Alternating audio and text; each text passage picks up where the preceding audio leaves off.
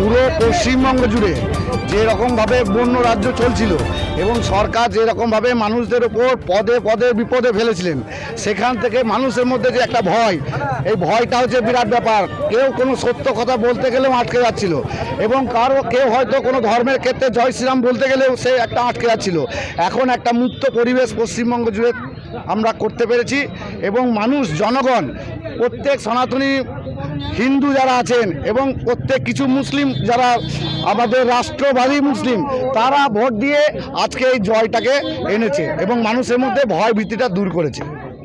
আগামী দিনে আমরা যেহেতু সরকার করেছি, আমরা আমাদের পরিষেবা প্রত্যেকটা মানুষের মধ্যে পৌঁছে দেবো।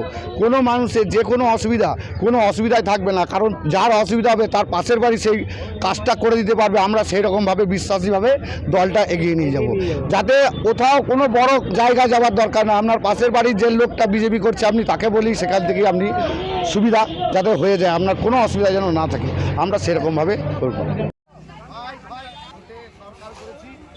সবাইকে স্বাগত জানাচ্ছি। আগামী দিনে আমরা কোনো রকম অসুবিধা মানুষের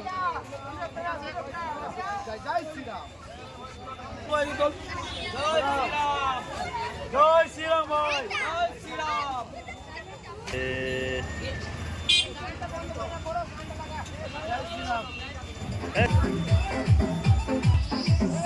ফুল ফুটেছে ভাই